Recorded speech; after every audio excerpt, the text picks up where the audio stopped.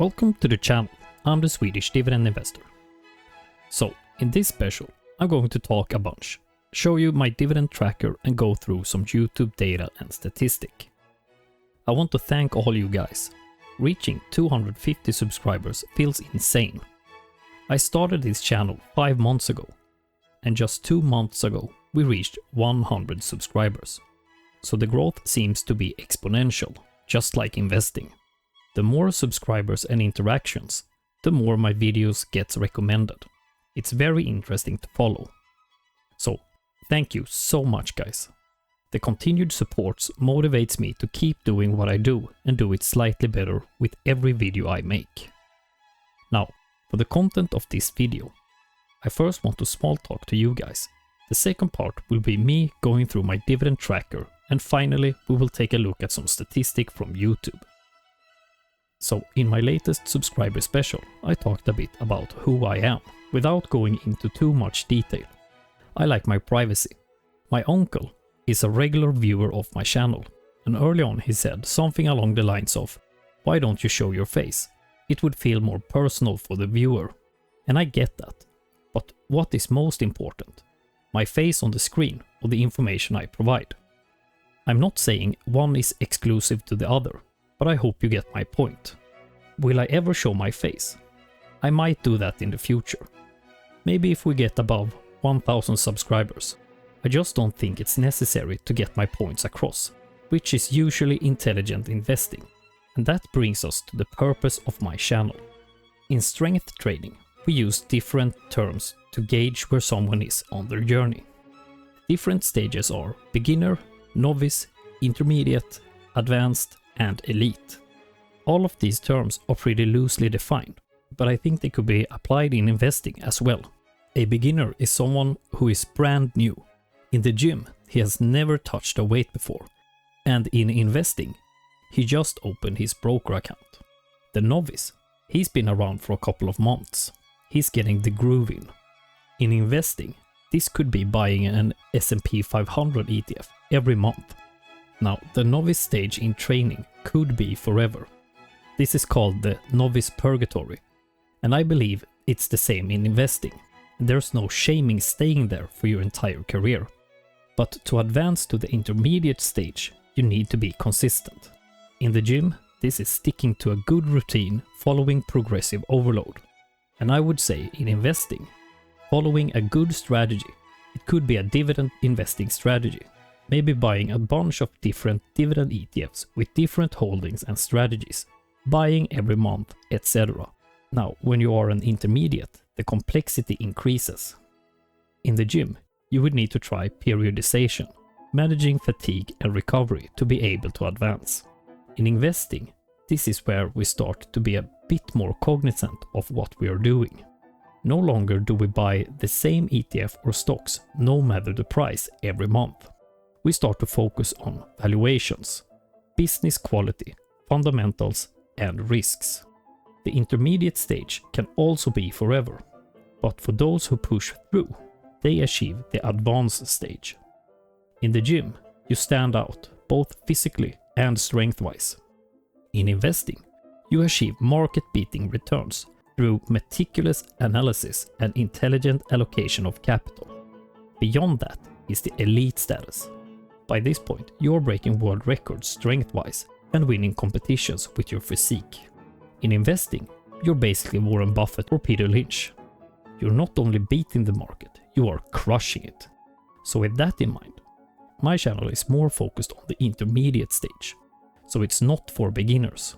Novices might get some value, because that's how you advance. Someday you need to take the leap.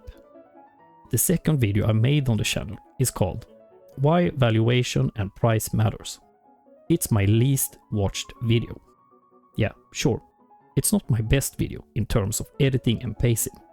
The flow is awful, very informative and stale. However, if you want to take the plunge, I would highly recommend you to view it. I try to show how and why valuation matter with a bunch of different examples. I hope I will remember to put a link to it on the screen for you. With this said, I'm thinking about making some late novice videos. to kind of point them in the direction of the more advanced stuff. Now, that's a pretty good segue to my favorite kind of videos. The videos I enjoy the most are the conceptual videos, like the one I just mentioned, my lazy dividend portfolio video and my video how much to invest for $100 per month in dividends are good examples of videos I enjoy making, where I talk about concepts to trigger thoughts. I also like doing the valuation videos. That's what made me do this YouTube thing in the first place. I was doing stock analysis on my weekend mornings and I wanted to share it. I've done a lot of ETF deep dives and valuations as of lately, but going forward I will focus more on individual companies, international companies, not just American. Alright, moving on. Just a little work-life update as well.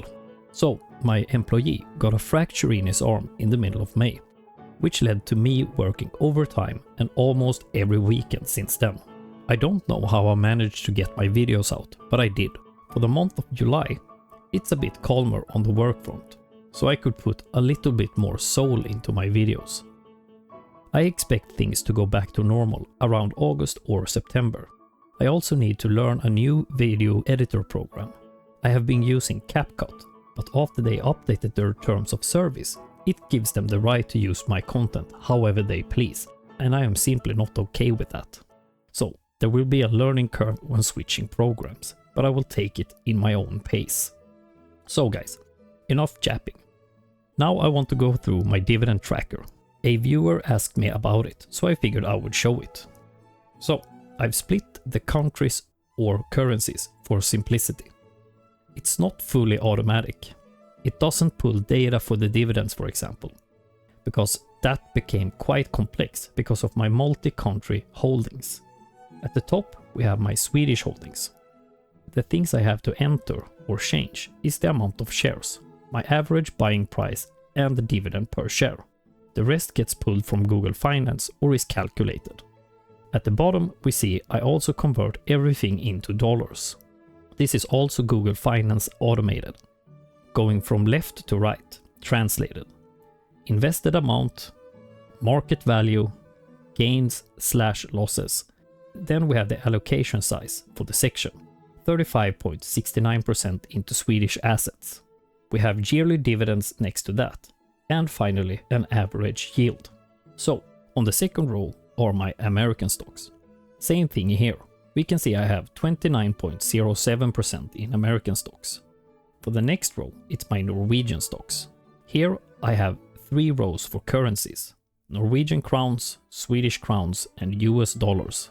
4.07% allocation, but with an average yield of 13.46%. That's pretty sweet. Then we have my only Canadian stock. Same here, 3 currencies, 3.38% allocation and an average yield of 6.16%. And of course, I have my euro-focused investments here as well, 25.27% allocation and an average yield of 7.4%. Finally, I have my savings account, where I can change the interest rate to see roughly what I will get after taxes. Scrolling down, we can see a bunch of data. Keep in mind, when working with different currencies and accounts, the numbers will be a bit off compared to my broker account, where stuff like cost of currency is more accurately calculated. For instance, the portfolio value shown here is around 1.15 million Swedish crowns, but a bit different on my broker account. This is an effect of the currency cost, which becomes pretty cumbersome to calculate. Moving over, we can see the sector allocation in the pie chart. ETFs at 27.6%, consumer goods at 15.7%, real estate at 12.3%, alcohol and tobacco at 11%, and yes, I separate this from consumer goods. Cash at 7.1%, energy at 7%, finance at 6.4%, telecommunications at 5.6%, technology at 3.2%, industrials at 2.1%, and healthcare at 2%. To the left I have all the numbers. Like I said, the portfolio value is a bit off, but the dividends are not. We can see my dividends forward is sitting at 313 Swedish crowns, or 7,457 US dollars. I also have currencies here: yield on cost and average dividends monthly, weekly, daily and hourly. What I did here is just to take the yearly dividends, divided by 12, then divided by 52, and we divide that by 365, and finally I divide the daily with 24. This is however pre-tax for my international dividends. The next chart is my income versus 2024. We do have a beat every month this year, just as I like it. To the right is my estimated dividend income after taxes each month based on a page I will show you next.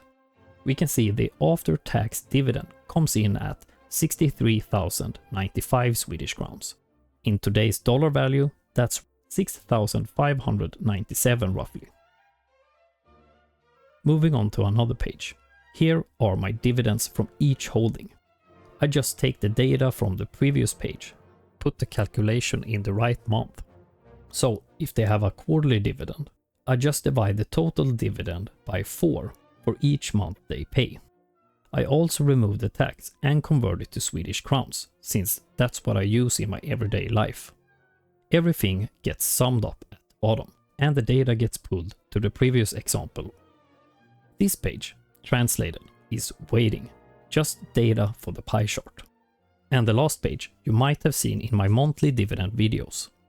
I simply organized every month, every holding, and when I get a dividend, I simply enter the after-tax dividend under the right month and company. It all gets summed up monthly and yearly. And I also create a new row for each year to compare to the previous year, shown in the chart at the bottom. And yeah, that's basically it for the dividend tracker. It has had many redesigns, and this might not be the final one. It's pretty simple and basic, but it's working just like I want it. Just a note here, I'm writing this script over a couple of days, so some numbers might change due to currency fluctuations and whatnot. I just want to give you guys an overview. Now for some YouTube data. The autistic nerd inside me loves this stuff. At the main analytics page, we can see I'm over 11k views, over 666 watch hours, 276 subscribers. My top 3 videos are currently finding the SCHD of Europe at the top. An old video that for some strange reason has gotten a lot of traction as of lately. The second place goes to Dividend Kings in a market crash. That one exploded shortly after I released it, only to sit at this level since. And the third place goes to these 3 dividend stocks are undervalued. If we go into details about the SCHD video, we can see the growth was steady until the beginning of June. Then it really picked up the pace. The same goes with subscribers gained. I just find it fascinating that an older video can still get so many views. Let's go to the audience tab. The first interesting stat is the time of the day when you guys watch. Around 6 and 10 in the evening, GMT +2 time. So around closing time for the American stock market for you freedom lovers. We can also see what device is used to watch my content. Surprisingly, a lot of you watch on your TV, but phone and computer is topping here with almost 80%. Time for geography. Let's enter this one for a more detailed view. Wow, that's a lot of countries. I'm glad it is international and not only concentrated to one country. Like, I could take the easy route and do this in Swedish, but I want to engage with people from around the world. We can see the freest country at the top, UK at second place, followed by Sweden, Germany and Canada. But we also see a bunch of different countries like Greece, India, Ghana, Qatar, Singapore, and my neighbors like Finland, Terve, and Denmark, Vegang. But for some odd reason, our oil-rich neighbor Norway decided not to drop by. But I think this is YouTube being YouTube, or the sample size being too small, because I know for a fact that at least one regular viewer is from Norway. Great knock. Moving on to age and gender. Like I said in a previous video, it's quite the sausage fest here. But it could be the same here. I know for a fact at least one viewer is female. So 99.9% men, still kind of a sausage fest. The age category is kind of interesting, and I think that reflects my type of content. We don't talk about crypto, rocket ships to the moon, diamond hands, or other getting rich quick schemes. We do have some intelligent investors in the age category of 18 to 24 years old. Welcome, you are on the right path. The second biggest category is 25 to 34 years old, so just a bracket under where I'm at. 35 to 44 years is the highest, and then it drops off the higher we go. And then we have subtitles. Oof, almost 22% English. Wow, is it that bad? I'm just kidding. Oh, I almost forgot watch time from subscribers. Almost 80% of you guys aren't subscribed, so make sure to hit that subscribe button and turn on notifications for more hard to understand broken English with subtitles. Guys, again, thank you so much. I know this video won't do well. My last special didn't, but this isn't for the algo. This is for you guys. It's just a relaxed talk with you. I'm always open to talking to you guys in the comments, on topic or off topic. And I get excited every time I get a comment from you. So my next milestone for this channel is 500 subscribers. That's a double from this milestone. I hope some of you enjoyed this video. But for now, that's it for this one. Thank you guys. Seriously. I'm the Swedish dividend investor, and I will see you in the next one. Stay smart, stay patient, and keep stacking those dividends. Ha det gött allihopa!